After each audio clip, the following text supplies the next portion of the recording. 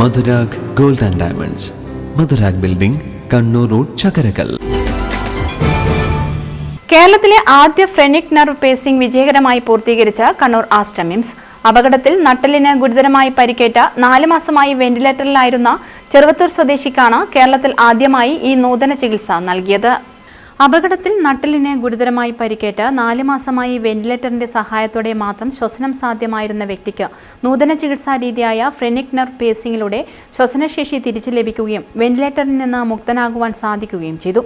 കേരളത്തിൽ ആദ്യമായാണ് phrenic nerve pacing നടത്തുന്നതെന്ന പ്രത്യേകതയും ഇതിനുണ്ട്. 45 വയസ്സുകാരനായ ചെറുവത്തൂർ സ്വദേശി അപകടത്തെ തുടർന്ന് തലച്ചോറിൽ നിന്ന് ഡയഫ്രത്തിലേക്ക് സന്ദേശം കൈമാറുന്ന സംവിധാനത്തിന് തകരാർ സംഭവിക്കുകയും തന്മൂലം ശ്വാസമെടുക്കാനുള്ള ശേഷി നഷ്ടപ്പെട്ടു പോവുകയും ചെയ്യുന്നത് നട്ടെല്ലിന് പരിക്കേൽക്കുന്ന സാഹചര്യങ്ങളിൽ പതിവാണ്. ഇത്തരം ഘട്ടങ്ങളിൽ തൊണ്ടയിലൂടെ കുഴൽ ഘടിപ്പിക്കുകയും വെന്റിലേറ്ററിന്റെ സഹായത്തോടെ ശ്വാസം നിലനിർത്തുകയുമാണ് ചെയ്യാറുള്ളത്. ഈ അവസ്ഥയ്ക്ക് ശാശ്വതമായ പരിഹാരം നൽകുവാൻ ഫ്രെനിക് നെർവ് പേസിംഗിലൂടെ സാധിക്കും. ശ്വസനം നിയന്ത്രിക്കുന്ന ഫ്രെനിക് നെർവിനായിരുന്നു ഈ രോഗിക്കും തകരാർ പറ്റിയത്.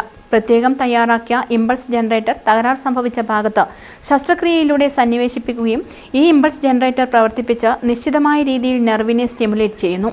ഇതിലൂടെ ഞരമ്പിന്റെ പ്രവർത്തനക്ഷമത വീണ്ടുകിട്ടുകയും ശ്വസനശേഷി പുനഃസ്ഥാപിക്കപ്പെടുകയുമാണ് ചെയ്യുന്നത്.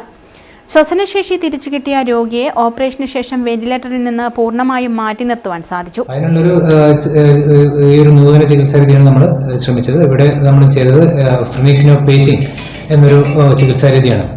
അതായത് നമ്മളൊരു തലച്ചോറിന് ഇമ്പൾസ് മാതിരി തന്നെ കൃത്രിമമായിട്ട് ഉണ്ടാക്കുന്ന ഒരു ഇമ്പൾസ്, ഒരു പ്രത്യേക മെഷീനാണ് അത്.